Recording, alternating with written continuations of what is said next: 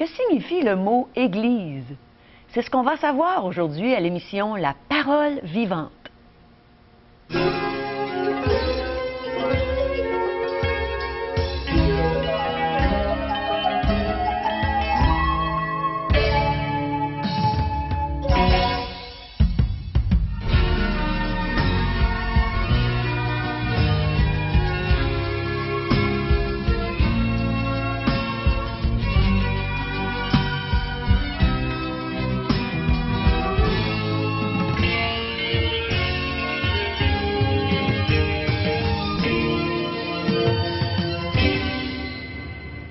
Bonjour, chers amis, et bienvenue à une autre émission, La Parole vivante.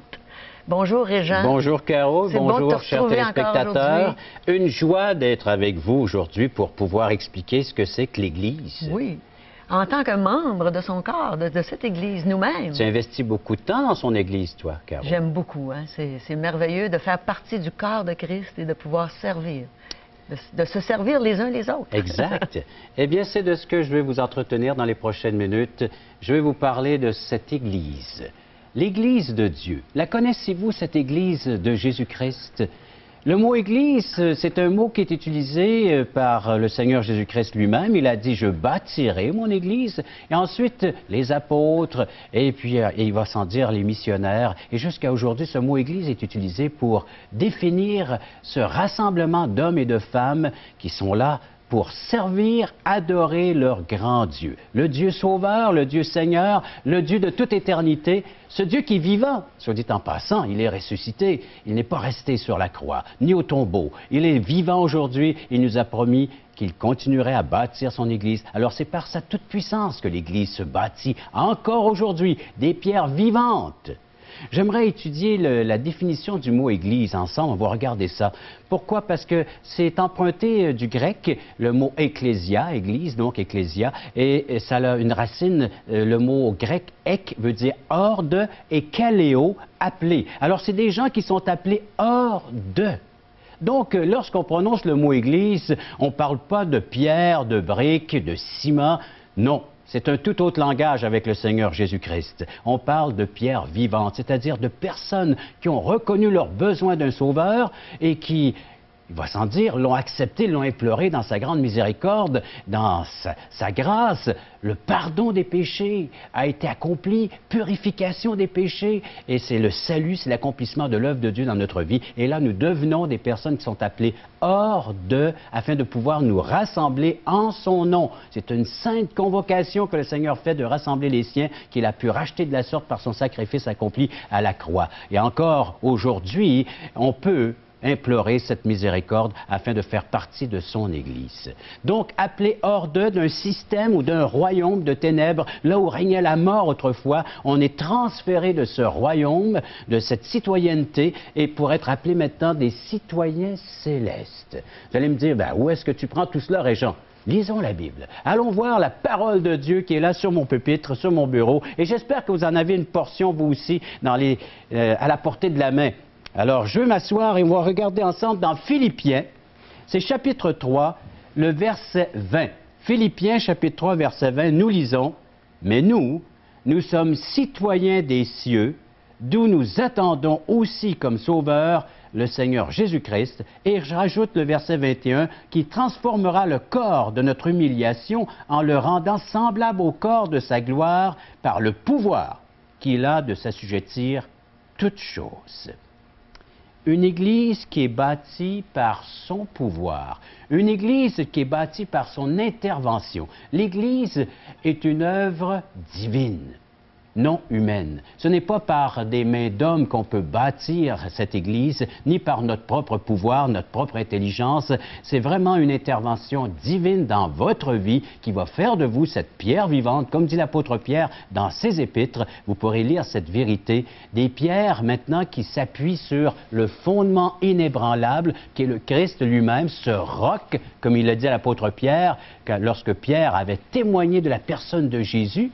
Suite à une révélation divine, vous lirez ça dans l'Évangile selon Matthieu, chapitre 16, et c'est un lien direct avec ce que je suis en train de vous expliquer. Et donc, ce roc ou ce fondement inébranlable, c'est le Seigneur Jésus-Christ. C'est ce témoignage que l'apôtre Pierre a rendu en ce qui a trait la personne de Jésus.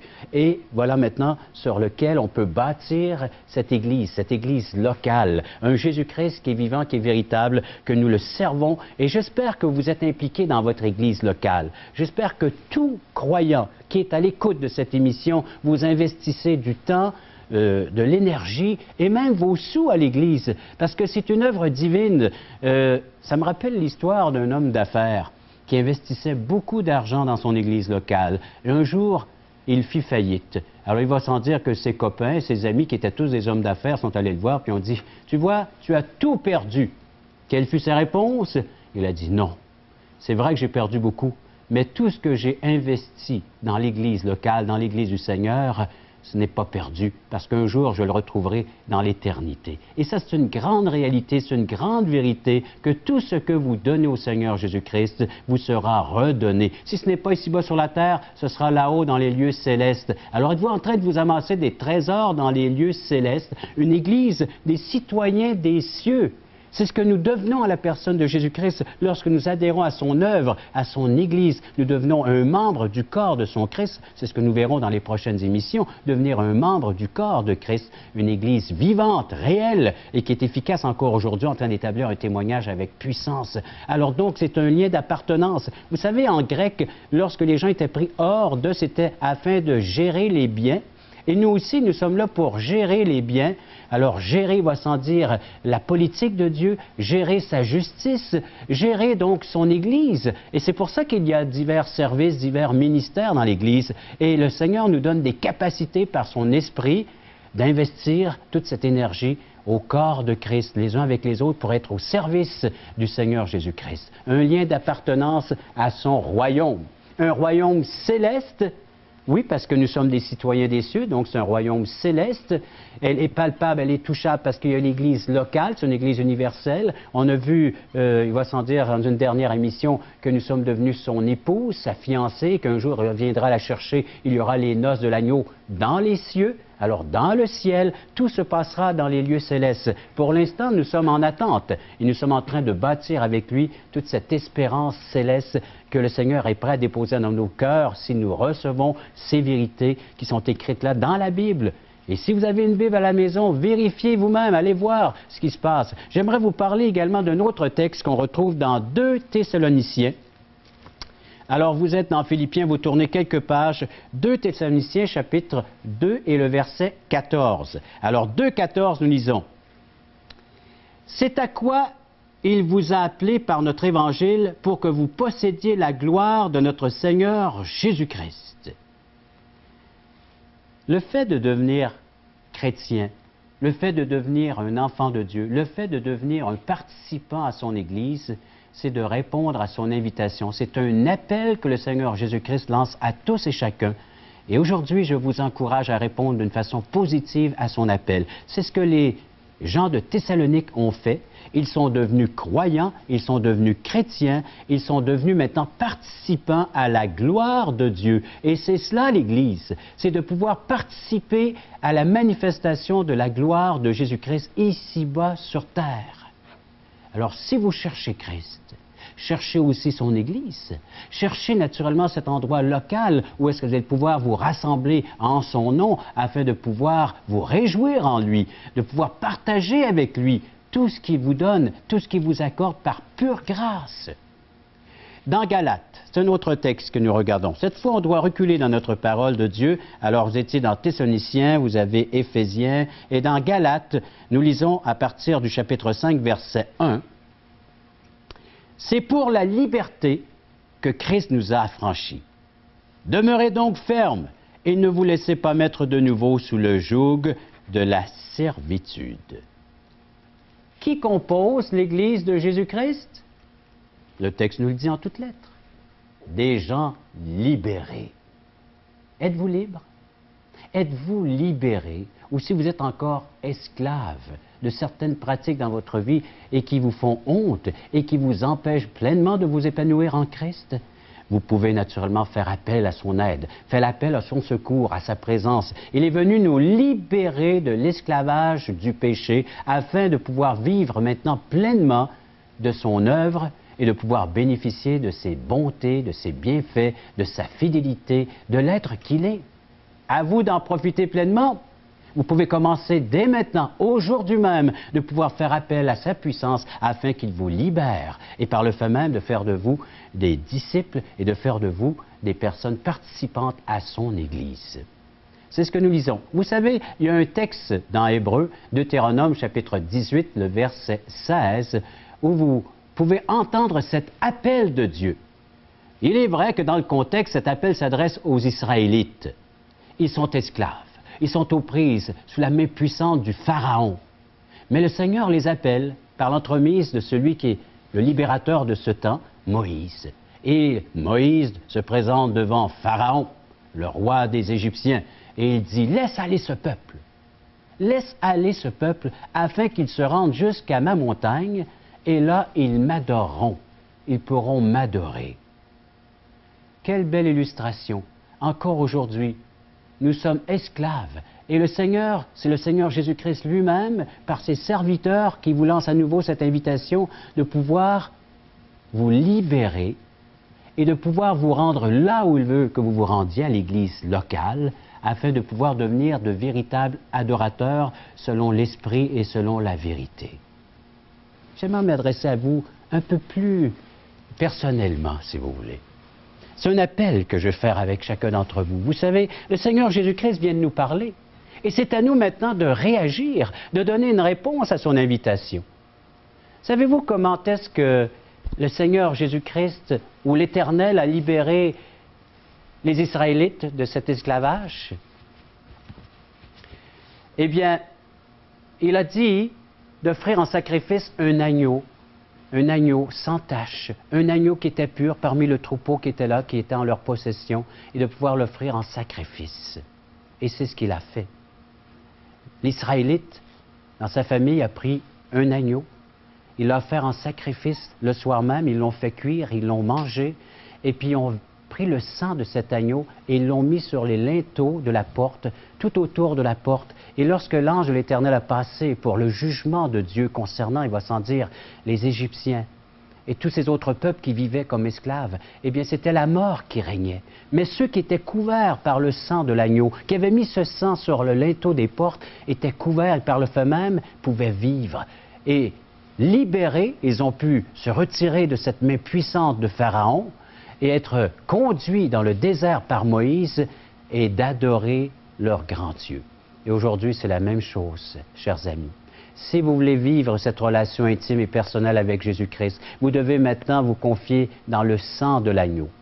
Nous n'avons plus de sacrifice à offrir comme dans l'Ancien Testament, comme chez les Israélites, parce que l'agneau de Dieu qui ôte le péché du monde nous a été révélé, présenté par Jean le Baptiste, par les apôtres et par Dieu lui-même. Il a dit, voici l'agneau de Dieu qui ôte les péchés du monde, en parlant de l'œuvre et de la personne de Jésus-Christ.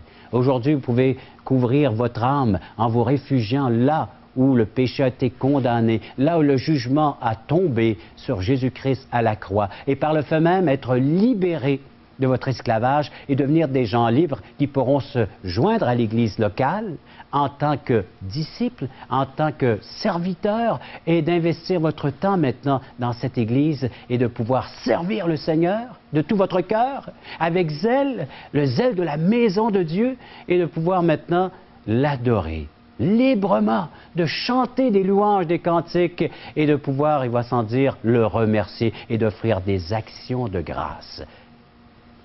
Dès qu'il y aura des occasions, que ce soit les mercredis, que ce soit les dimanches matins, les dimanches soirs, selon les rassemblements de cette église locale, parce que le mot grec, c'est ce qui veut dire « kaal », rassembler. Le Seigneur a délivré les Israélites afin de les rassembler sur la montagne, et nous aussi, il nous rassemble en église locale pour devenir des adorateurs. Méditons cette vérité dans les prochaines minutes en écoutant ce chant, le chant qui va suivre à l'instant même.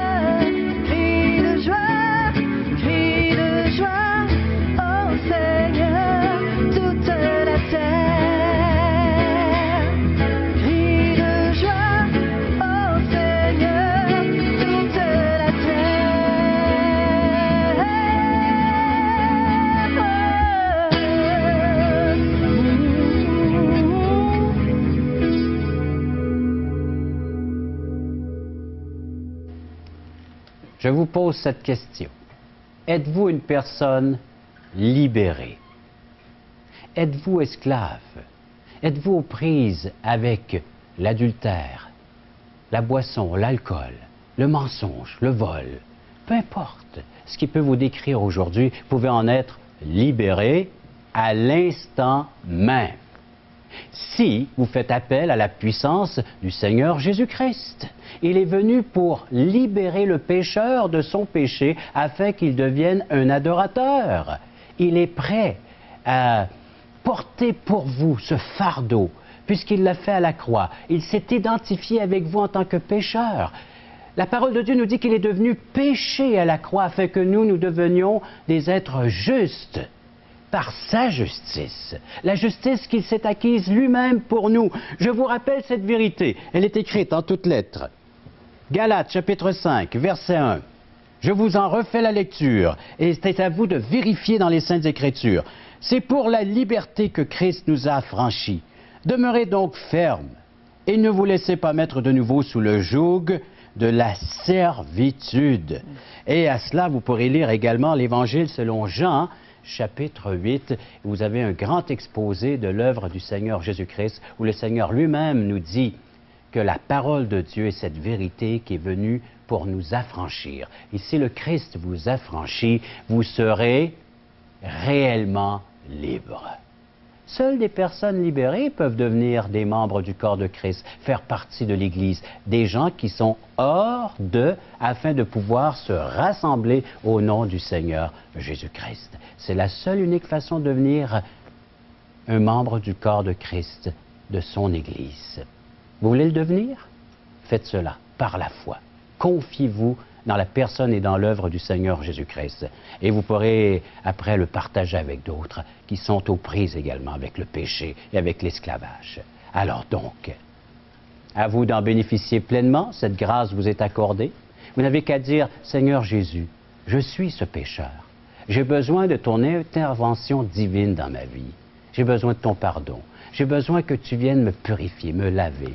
Fais de moi l'être que tu veux que je sois. Et il va le faire, puisqu'il est venu pour cela. C'est le but pour lequel il est venu. Bâtir son Église, rajouter des pierres telles que vous, des pierres vivantes, afin que vous puissiez bénéficier de son œuvre. Je vous encourage à le faire, comme je l'ai fait moi aussi un jour. À vous de profiter pleinement de ce que le Christ a accompli pour vous à la croix. Toi qui es là, viens à la croix, Jésus t'appelle. L'Église de Jésus-Christ. Aimeriez-vous rencontrer des membres de cette belle Église? Aimeriez-vous devenir un membre de cette belle Église? Eh bien, recevez cette belle invitation. Allez-y. On vous invite à aller à un déjeuner de l'espoir, un merveilleux déjeuner de l'espoir, où vous allez entendre un témoignage d'une vie qui a été transformée par la foi en Jésus-Christ. Vous allez apprendre comment devenir un enfant de Dieu vous-même, comment faire partie de cette belle Église. Alors voici les coordonnées pour savoir dans votre région comment vous pouvez y aller. Regardez ce qui se passe dans cette salle. Il nous manque de la place. Voulez-vous m'aider à tasser le mur, s'il vous plaît? Hein? Jésus est vivant, il vit pour toi, il vit pour moi. Jésus est ici, il vient pour toi, il vient pour moi. Il est venu pour tous nous pardonner. C'est une nouvelle naissance. C'est comme une chenille qui est transformée en papillon. Mais il faut lui demander. Dieu vous offre la vie éternelle et il faut que vous la receviez. Parole vivante vous invite à participer à l'un des nombreux merveilleux déjeuners de l'espoir. Ces déjeuners ont lieu dans plusieurs restaurants réputés de la région et vous sont offerts gratuitement. Venez entendre le témoignage d'une vie transformée par la puissance de Dieu. Pour connaître les détails concernant l'endroit, la date et l'heure pour votre région, composez le 1-877-537-7647 ou notre site web www.espoir.ca.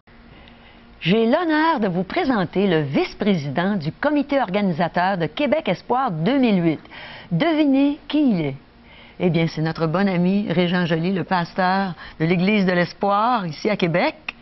Merci, Caro. Et puis, oui, en tant que pasteur de l'Église de l'Espoir, une toute jeune église qui est en train de prendre forme dans le nord de la ville de Québec. Belle église. 2008, pour moi, je crois que c'est un impact qui, comme on n'aura jamais eu sur toutes nos églises, et non seulement dans la belle région de Québec, mais au-delà, je crois, dans la province. Et je peux même élargir parce que moi, ça fait plus de 30 ans que je suis chrétien, puis c'est du jamais vu. J'ai jamais entendu parler de la sorte un tel ralliement, un rassemblement du peuple de Dieu pour festoyer, pour célébrer, pour adorer, si on peut utiliser les termes que nous employons, nous utilisons dans nos églises. Et c'est ce qu'on va faire ensemble pendant 11 jours. Et tu disais, au-delà du Québec, quel endroit, par exemple? Bien, la Beauce, je sais que la Beauce va être touchée. Il va y avoir un impact là sur les Beaucerons. Il va y avoir également Baie-Saint-Paul. Et puis, il va y avoir également le Saguenay-Lac-Saint-Jean. J'essaie de me souvenir des Est-ce que ces gens viennent ici se joindre à nous, c'est ça? Oui, mais en plus, ces régions seront visitées. Le 350 000 évangiles, là, ce fameux nombre, eh bien, c'est pour atteindre également aussi ces régions.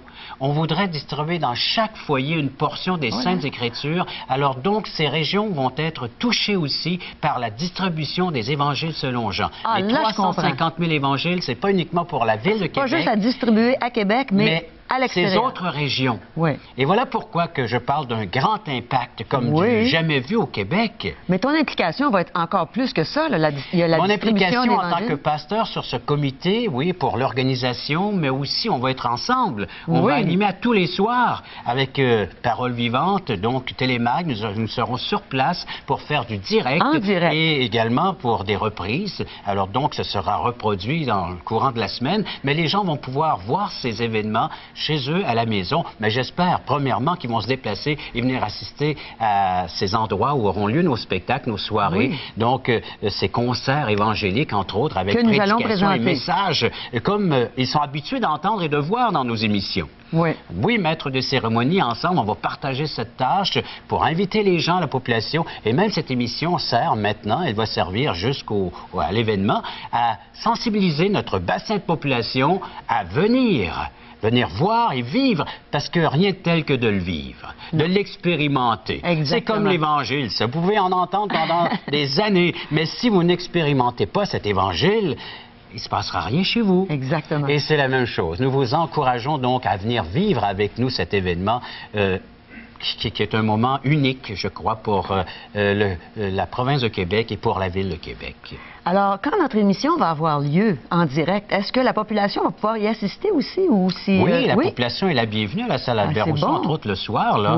Alors oui, cette salle devrait être comble à chaque soir. On devrait pouvoir parler à nos gens qui sont habitués de nous voir à la télé, chez eux, et de se déplacer, venir nous voir en direct. Ça va nous faire plaisir de jaser un peu avec eux aussi. Mais l'impact que ça va avoir sur le milieu évangélique, vous savez... Moi, je m'attends à ce de voir des âmes et des âmes se tourner vers le Seigneur Jésus. C'est l'objectif, c'est le but, c'est le pourquoi Jésus est venu sur la terre, comme on le disait dans nos émissions. Il est venu bâtir son Église et moi, ma prière, c'est que cet événement puisse contribuer à la construction de cette Église. Et on sait que c'est des pierres vivantes qui vont se rajouter. Oui, à nous qui sommes justement des pierres vivantes. Déjà. Alors, c'est un rendez-vous. C'est du 31 juillet, je crois. Jusqu'au 10 août. Jusqu'au 10 août. Alors, on va être là au rendez-vous et on souhaite que vous soyez avec nous aussi parce que ça va être toute une festivité. Ça va être vraiment des spectacles, ça va être des présentations et surtout la présentation de Jésus-Christ, ce sauveur merveilleux qui est venu mourir sur la croix pour nous. On va parler de lui pendant qu'on fête les 400 années de Québec, la ville de Québec.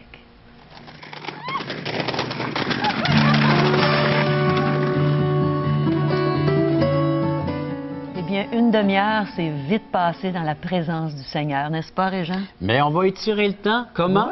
En leur offrant de la littérature. Alors, à partir de chez eux, sans aucun déplacement, ils pourront étirer ce temps dans la parole de Dieu. L'Évangile de Jean. Je vous conseille de lire cet Évangile au complet, du début jusqu'à la fin. Une vingtaine de chapitres. À la fin, hein? Puis à la fin, on a une belle présentation. Comment accepter Jésus-Christ dans notre cœur? pour devenir un membre de son Église. Alors tout ça est bien présenté. Également, Aujourd'hui l'Espoir, c'est Jésus seul, un petit tract avec plusieurs versets bibliques qui parlent du grand malheur de l'humanité, mais la solution de Dieu. En contact avec M. Charles Stanley, un grand prédicateur lui aussi, qui édifie l'Église maintenant par ses messages. Tous les matins, je lis ma petite pensée du jour. Ah oui. Eh bien, moi aussi. C'est bien, c'est bien devenu mes textes de méditation quotidienne et nous l'offrons au bassin de population de Québec. Il y a ceux qui peuvent nous rejoindre, alors à recevoir gratuitement. Et la question fondamentale, ou les questions fondamentales de J. Blanchard, ça aussi, tout à fait gratuitement. Et vous savez comment les obtenir? C'est bien facile. Appelez-nous à 1-877-l'Espoir, 1-877-537-7647 ou visitez notre site web espoir.ca. Alors, c'est déjà terminé pour aujourd'hui. On est heureux d'aller dans votre salon, dans votre cuisine chaque jour. On vous invite pour la prochaine fois. Au revoir.